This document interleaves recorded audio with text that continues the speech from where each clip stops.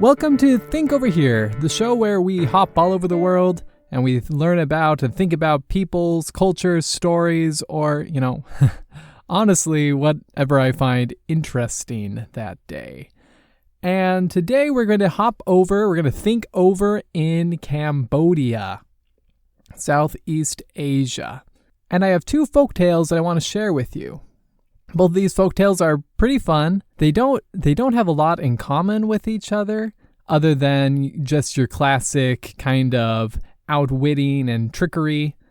The one thing, it's a stretch, but I'm going to make it work because I can, is that they both use geology in order to save the day. In one case, the hero uses a knowledge of sand deposition to save the day. And in the other, the hero uses the tasty mineral salt in order to save his love life. So, geology. It's important, y'all. You gotta know how that sand gets deposited. You gotta know what salt tastes like. It's gonna help you out one day. I'm here for you. Anyway, now this first story I found on just a little blog post that gathered a bunch of folktales from Southeast Asia, and I'll be sure to link that site in the notes so that you can find that and give that proper accreditation. And so I modified the story from that, and the title of the story pretty much gives you all you need to know. You don't need much introduction for this story. The title of the story is The Female Crocodile Who Wanted to Eat the Monkey's Heart. So there you go. I guess you know what the story is about. So let's just jump in. In one of his former births, the Buddha was born as a monkey called Mahakaban. He was powerful and lived in the forest near the river. And you see, in this part of the river, there was a small island right in the middle of the river. And what made this island so special, you may ask? Well, let me tell you. This island was just wonderful. It was filled, cram-packed with fruit. Every type of fruit imaginable was on this island. There were mangoes, papayas, the ripest dragon fruits, breadfruits, and of course, there were bananas. I mean, what kind of island that a monkey would absolutely love that wouldn't have bananas? Had bananas.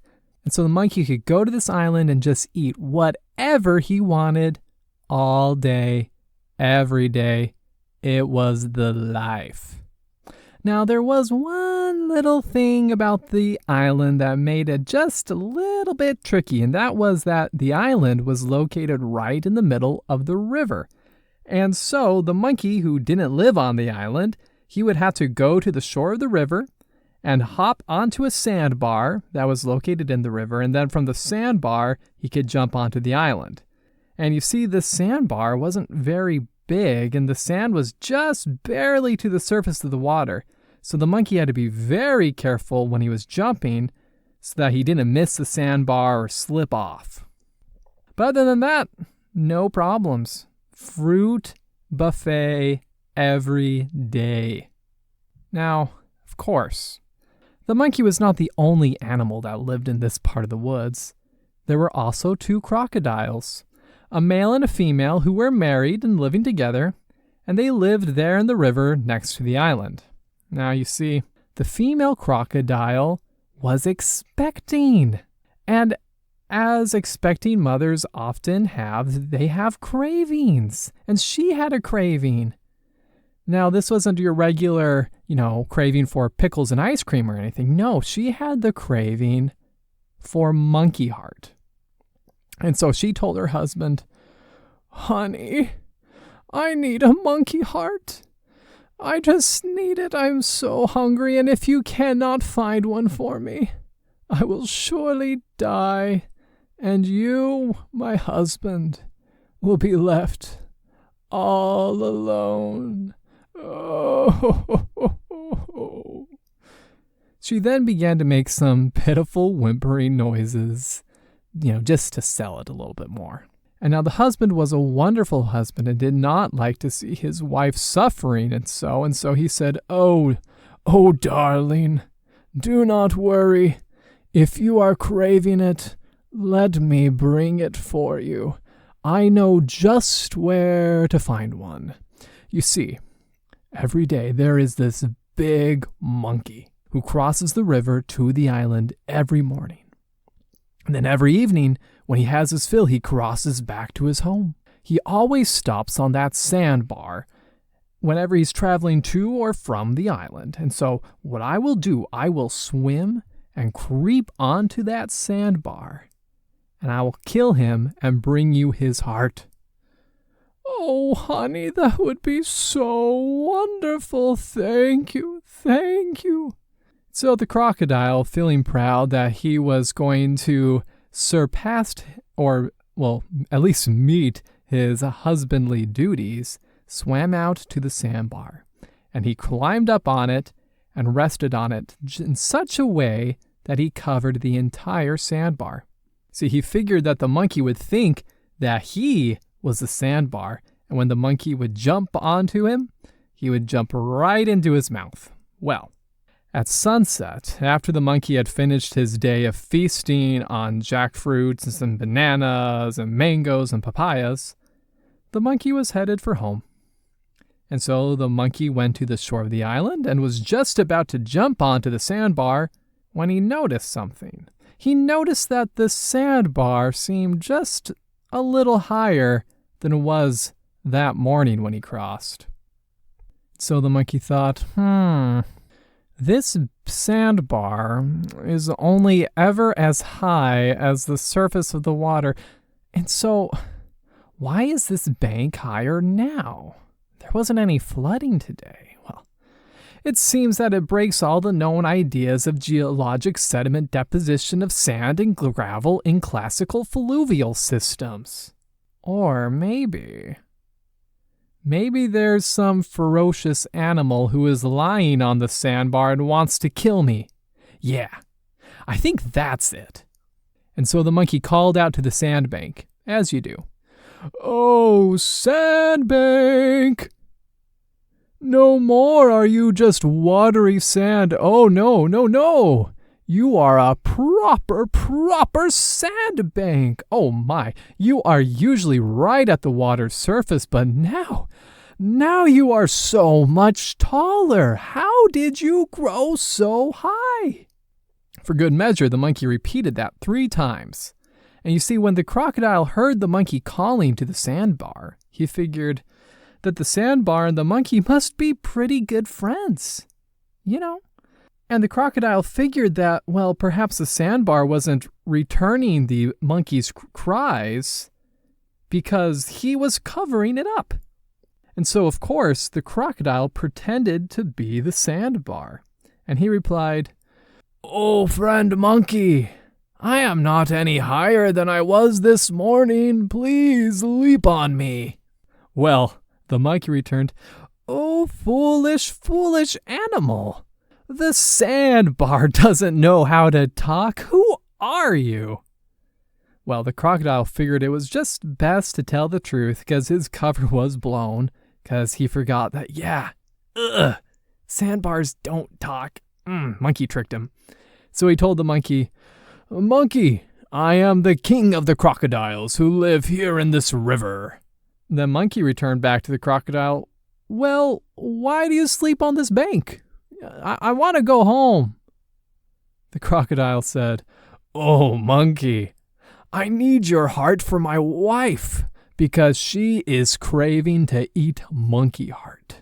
Nothing personal, but you are the most accessible monkey that I know." "Well, if you need my life to help your wife, I understand. I mean, those pregnancy cravings are nothing to joke about. I get it, crocodile. So, okay, listen. Please just open your mouth widely and close your eyes, and then I'll just jump into your mouth," said the monkey. "And just be sure, don't forget to close your mouth after I jump in. I just don't want to get all wet in the river, So please, just do me that little mercy." Well, the crocodile was feeling pretty good about this, and so he closed his eyes, opened his mouth, ready to receive the monkey. Now the monkey, seeing his chance, jumped off the shore and being sure to avoid the now easily discernible open mouth, landed right on the crocodile's back. And not hesitating for not even a second, the monkey made a second leap as quick as an arrow from the crocodile's back onto the other bank. Now the crocodile, he felt something on his back for just a second, but with his eyes being closed, he really wasn't able to tell if it was the monkey or not, and so the crocodile stayed there with his eyes closed and his mouth open for several long minutes until he realized that monkey wasn't coming. He had been tricked, and that monkey was long gone. Well, the crocodile felt very foolish being outwitted by the monkey, and he felt very sad that he didn't have a monkey heart to bring to his poor wife. And so he left the sandbar and went back to his place in the river with his head hanging low. But fortunately, by the time that the crocodile had returned home, his wife's craving for monkey heart had passed. Hallelujah! And so the two simply enjoyed a simple, fresh fish dinner instead of monkey heart. And the monkey, he slept nice and happy there in his tree.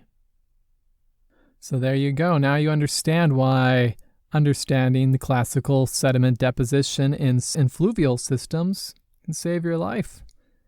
Helps you recognize when that sandbar is just a little too high. It could be a crocodile. Now, so how can geology help us in our love lives, you may ask? Well, that will be answered here in our next folk tale, The Shepherd's Soup. Now, this is modified by a story that I found from the Tell Me a Story archive, compiled by Amy Friedman and Meredith Johnson. And again, I'll be sure to put links up to that. So here we go. Once upon a time, there was a shepherd named Mooney, who wandered the hills near the temples of Angkor Wat with his herd of goats.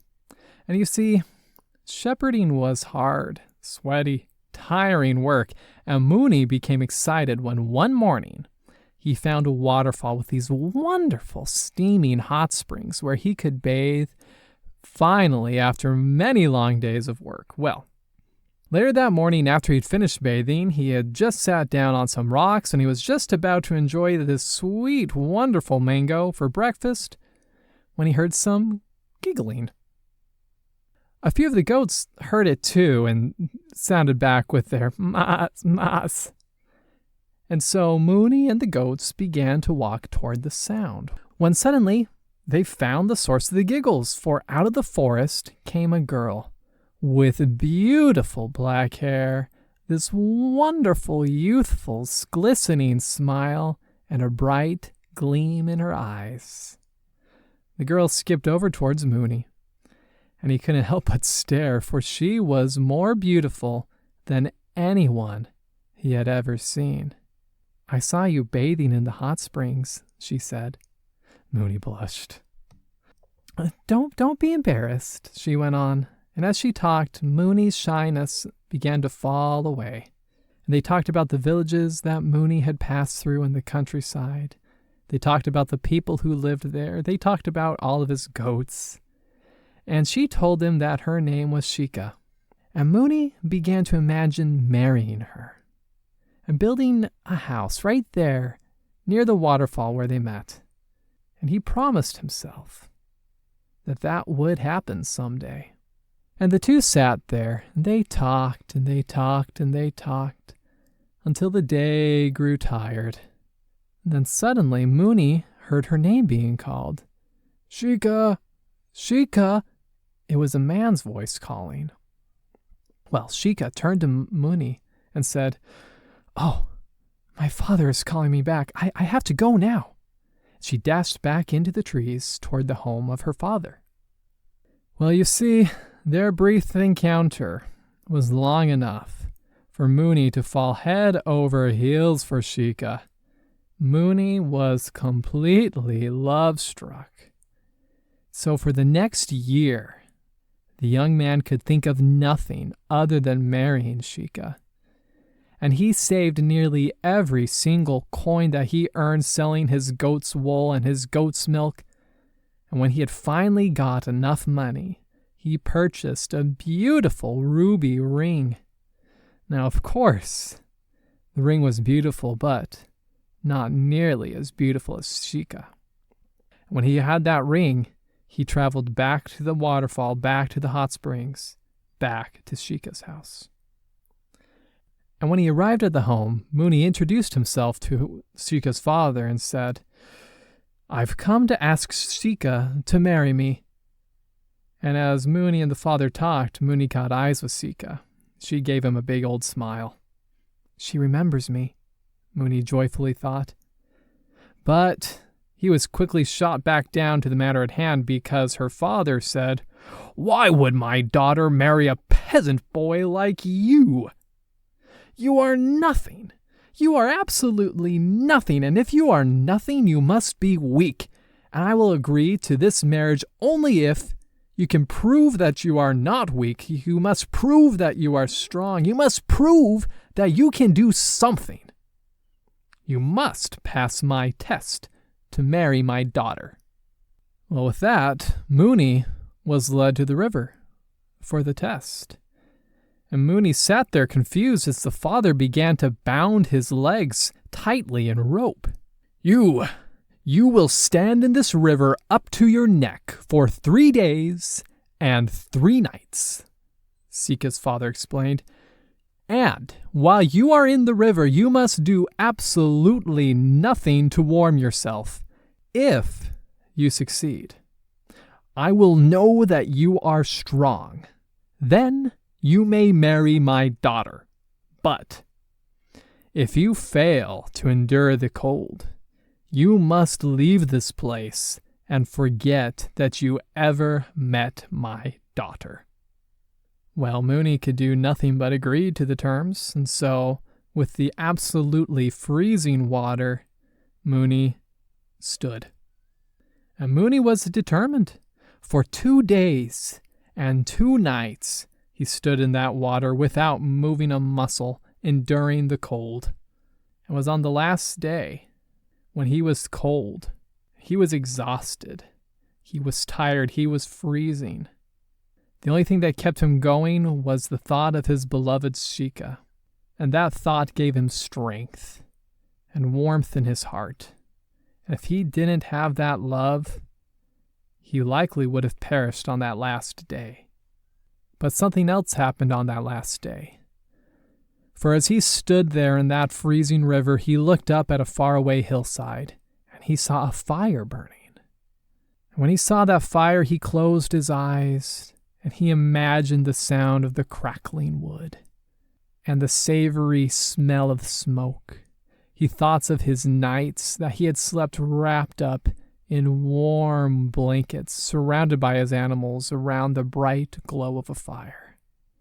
And without thinking, almost as if he were dreaming, he reached his arms toward the fire.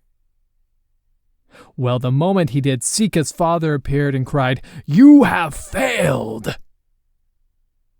Money begged him to consider. He said, "I only moved my arms. I am still in this freezing river. I did nothing," he said. "No, you have failed. You cannot marry my daughter, and you must leave this place and never return," the father insisted. Well, Mooney, he went to the village judge, and he told him all that happened.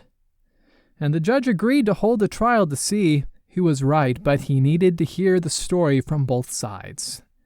So on the day of the trial, Mooney reached the courthouse, and to his horror, he saw that Shika's father had lavished many wonderful gifts on the judge. And while Mooney, he had absolutely nothing to give to the judge. All Mooney could hope for was that the gifts would not sway the judge's decision on what was fair and what was right.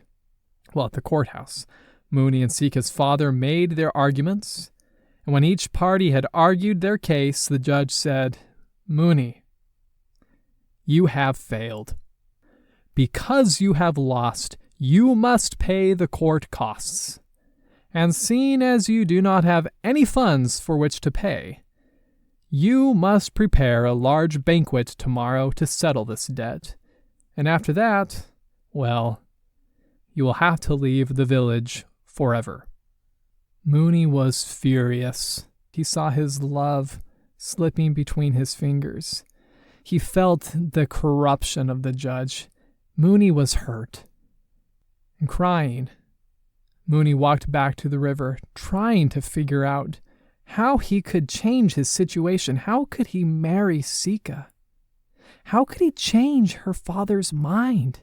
Or maybe he could change the court's decision somehow.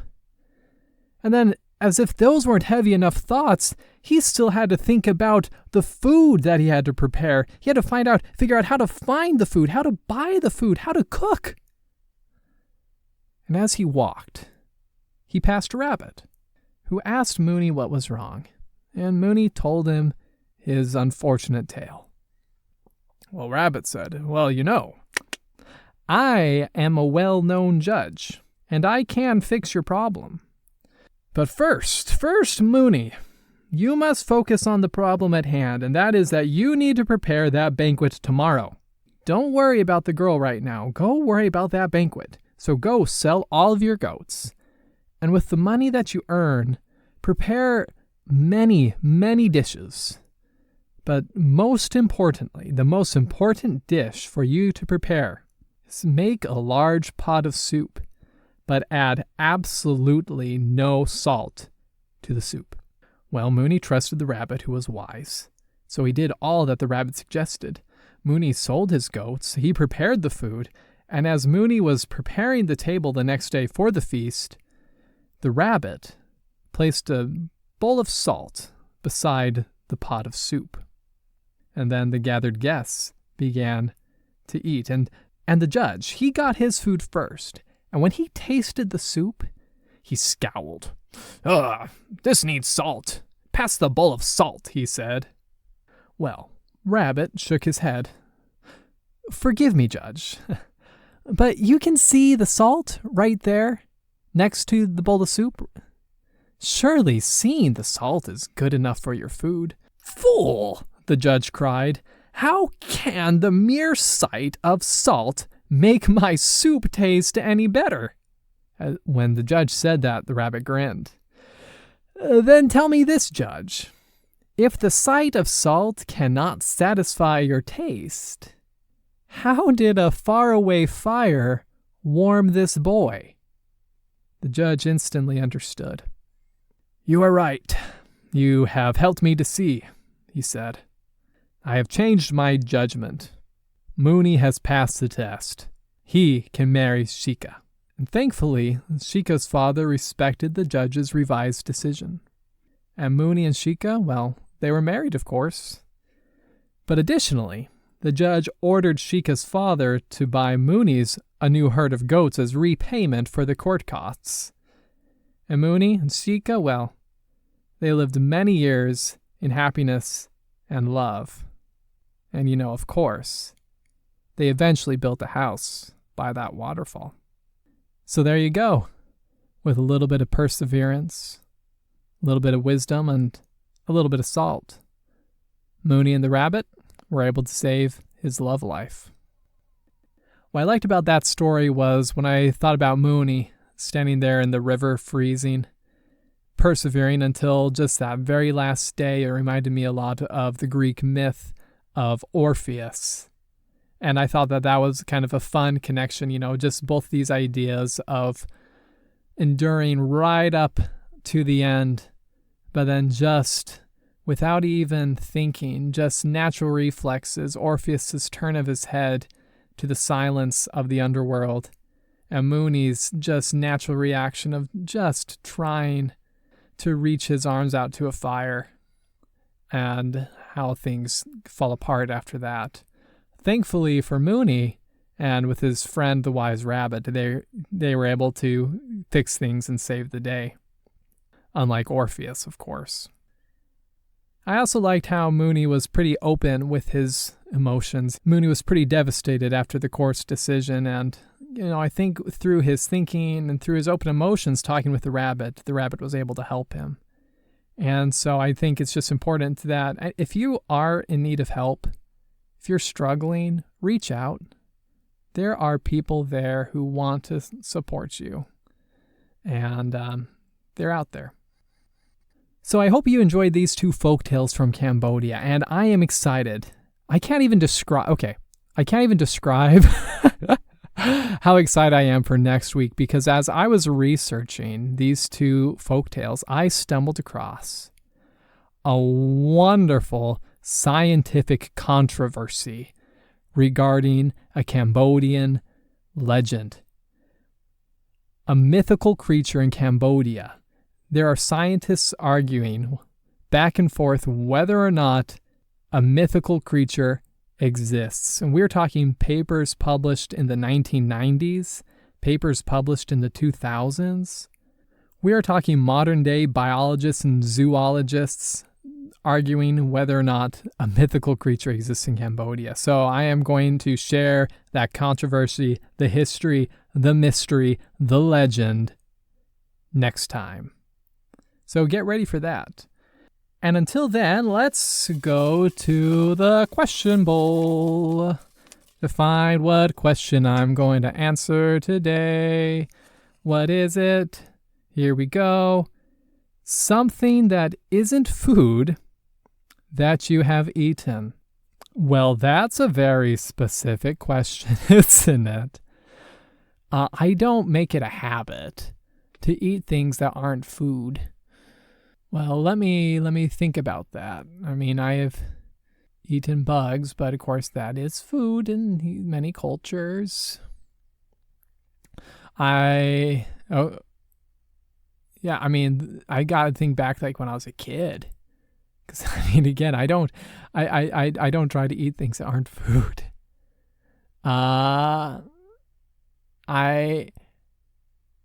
Okay, here we go. This happened when I was a kid. I can't remember how old I was. I must have been like 6 or 7. And I had just watched this episode of Sabrina the Teenage Witch, of all things. And there was this episode where Sabrina turns into a doll, and she's talking to like these toys.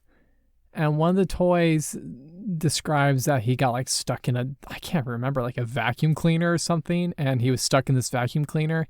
And the only thing that he could eat was a penny. And so he had to live off that penny. And I said, I want to try eating a penny. And so I ate a penny. And I remember that it was very painful. It hurt a lot. I don't know what happened to the penny. I didn't follow it or anything. So there you go. I ate a penny when I was like 7 or something. But just to be totally clear, I hope that my story about eating a penny being terribly painful is clear enough. But again, just to be clear, don't eat things that aren't supposed to be eaten. If it's not food, don't eat it. Especially not pennies. Because don't eat pennies because they aren't worth it. That was terrible. Yeah, so don't eat food. Don't eat things that aren't food, okay? That was a weird question. But there you go. And so until next time, where we learn about this upcoming scientific controversy and debate surrounding this cryptid creature. Well, until then, ciao.